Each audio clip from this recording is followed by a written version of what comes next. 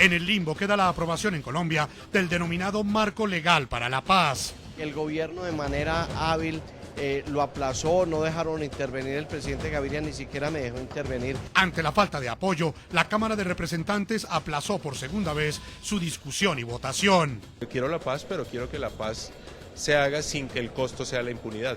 El contenido de la polémica reforma constitucional preocupa también a Human Rights Watch. En un futuro, jueces y fiscales colombianos suspendan la ejecución de las penas, lo cual transformaría al proceso penal en una farsa, en un verdadero teatro.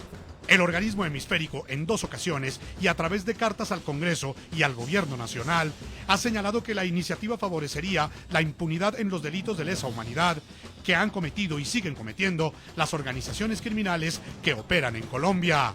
El proyecto no prevé restricciones respecto de quienes pueden beneficiarse con la suspensión de la pena y quienes no califican. Por lo tanto, podrían acceder a ese beneficio incluso los máximos responsables. Hoy en el programa La Noche hablan los protagonistas de la noticia. En la segunda parte de este especial periodístico sobre el polémico Marco Legal para la Paz, el congresista oficialista Miguel Gómez explica los riesgos que traería su aprobación.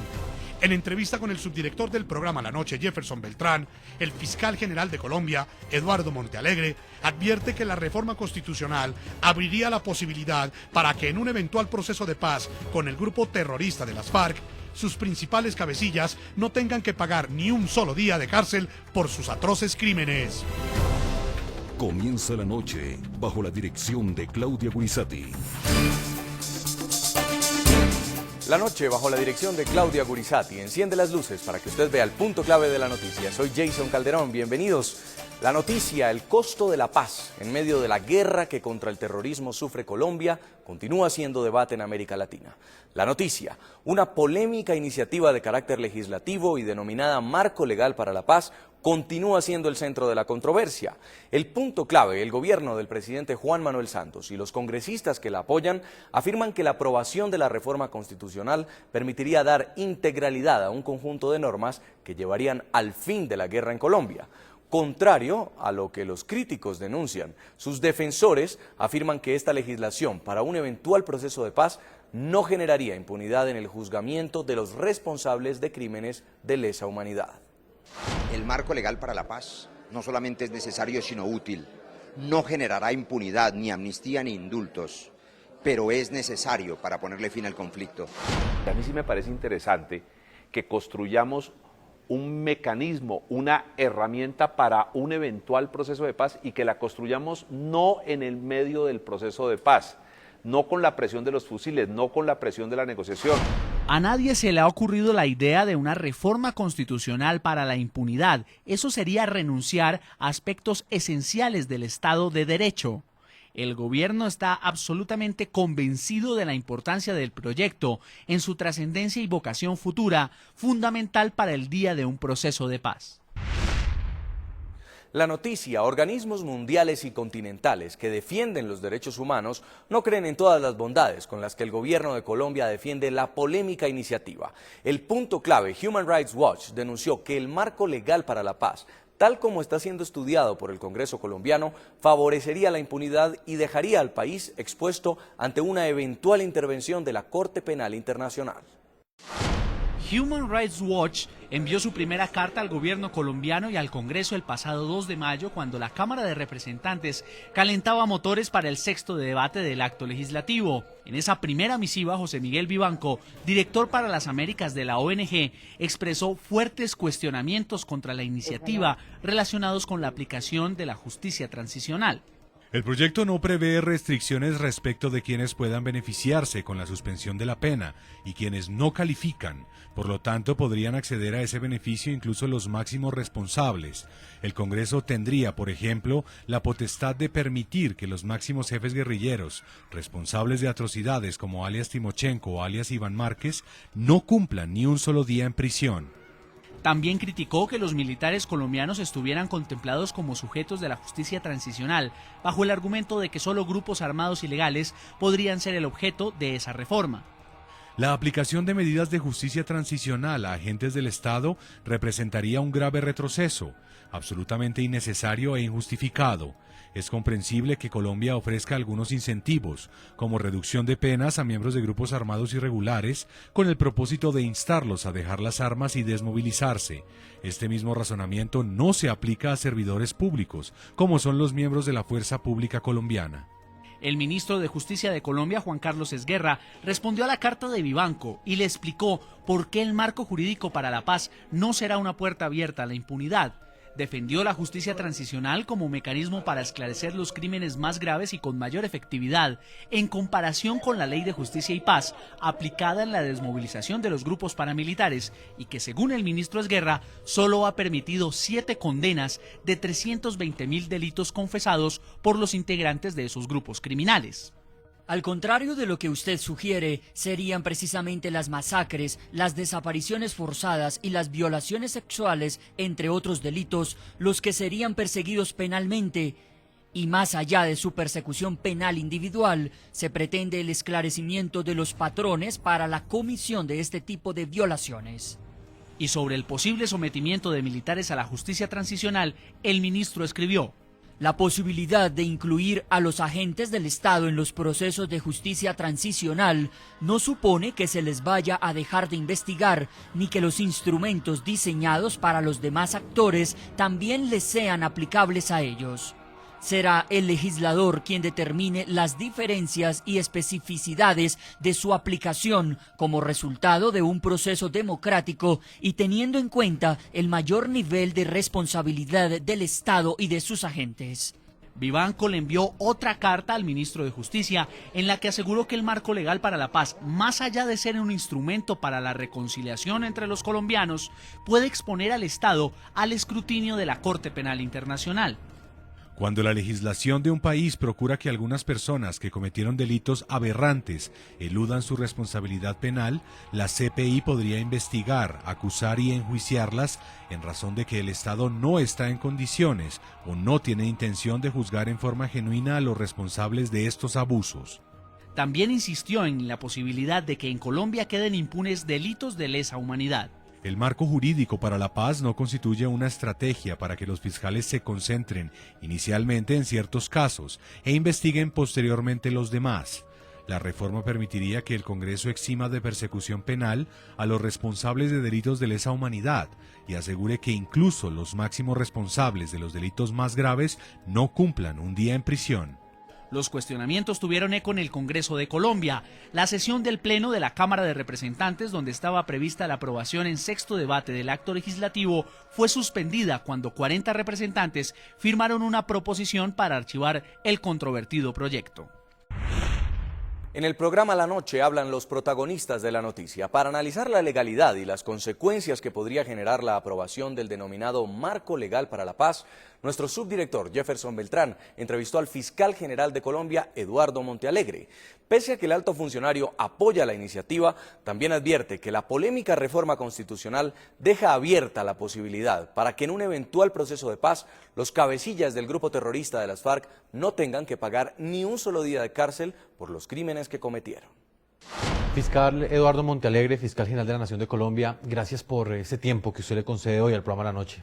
Buenas noches, Jefferson, gracias por la invitación.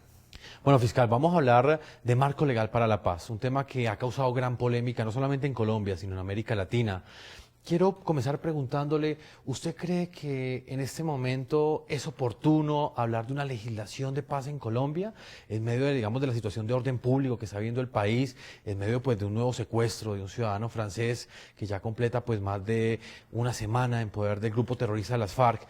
¿Es oportuno hablar en ese momento y discutir en el Congreso una legislación para la paz? Desde luego que sí.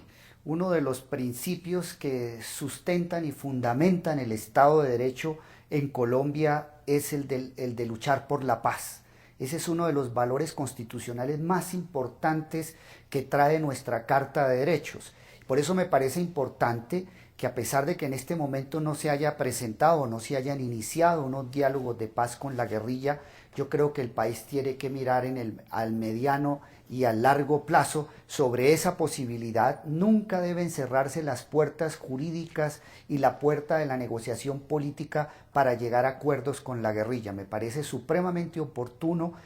Creo que el proyecto está muy bien diseñado en unos temas y el país necesita un marco seguro para eventuales negociaciones con la paz, por la paz con la guerrilla cuando el presidente lo considere oportuno. Señor fiscal, pero entonces, ¿qué mensaje se le está enviando al país si los futuros beneficiarios de esa ley prácticamente están, al mismo tiempo que el Congreso da un mensaje de legislar en favor de la paz, los mismos beneficiarios de esa ley están en otra línea, están en la línea de la guerra, en la línea del combate todavía? Bueno, no va a ser fácil llegar a una solución del conflicto armado colombiano. Obviamente que el mensaje que acaba de mandar la guerrilla con el secuestro del periodista francés, pues obviamente que pone a pensar muy seriamente al país sobre la posibilidad de un verdadero proceso de paz. Pero obviamente que este no va a ser un camino fácil, el camino de la paz siempre es un camino difícil, pero a pesar de eso creo que Colombia tiene que insistir, las instituciones, de que nunca podemos cerrar la posibilidad de una solución negociada del conflicto interno colombiano. Señor fiscal, vamos a comenzar a hablar un poco del contenido de esa iniciativa legislativa que de alguna forma va a tener gran incidencia en la Fiscalía y en ese poder de investigación de crímenes que afecten en lo penal. Quiero comenzar hablándole un poco del tema de la impunidad. Human Rights Watch, este importante organismo hemisférico de derechos humanos, ha dicho que pues, este proyecto, más allá de abrir las puertas a la paz, está abriendo las puertas para la impunidad. No, yo no comparto esa posición de Human Rights. Quiero señalar que Vivanco es un defensor de los derechos humanos muy serio, juega un papel muy importante en las democracias, sobre todo en América Latina. Sus opiniones son muy respetables, siempre están precedidas del mejor criterio de buena fe, de construir mayor protección a los derechos humanos, pero yo no comparto la apreciación de Human Rights. Los tratados internacionales, sobre todo los protocolos de Ginebra, establecen que al final de un conflicto armado se pueden conceder las amnistías y los indultos más amplios posibles. Es decir, cuando se trata de ponerle fin a un conflicto, existe la posibilidad de que los países entren a conceder indultos y amnistías muy amplias si ese es el precio que tiene que pagarse para la construcción de la paz. Pero debemos tener en cuenta que estos mecanismos que se están creando en la nueva reforma constitucional no es un marco para la impunidad, no va a propiciar la impunidad, porque ahí se está estableciendo de que el gobierno o el Congreso de la República pueden adoptar o trabajar o con criterios de priorización o con criterios de selectividad. Esto implica que masivamente las grandes violaciones a los derechos humanos en todo caso tendrán que ser investigadas, juzgadas y sancionadas. Bueno, señor fiscal, usted me ha planteado pues un tema muy interesante dentro de ese marco legal para la paz y tiene que ver con ese punto en el cual el Congreso, mediante una iniciativa del gobierno, tendría la facultad de establecer esos criterios de selección para saber quiénes son los máximos responsables de delitos de lesa humanidad. ¿Usted cree que categorizar la responsabilidad frente a un delito de alguna forma no es dejar en algo la impunidad, no es sacrificar algo de justicia, teniendo en cuenta que dentro de la interpretación de esa ley no pagarían todos los que participaron, digamos, en un crimen de lesa humanidad? Bueno, lo primero que hay que tener en cuenta es que en el acto legislativo se abre la posibilidad de trabajar con criterios de priorización o con criterios de selectividad, que son dos figuras totalmente distintas. Cuando se trabaja con criterios de priorización, se establece que tendrán que ser investigados absolutamente todos los crímenes y delitos que se han cometido en el conflicto, solo que se hará prioritariamente teniendo en cuenta la gravedad de los hechos y unos criterios que fijará la Fiscalía General de la Nación.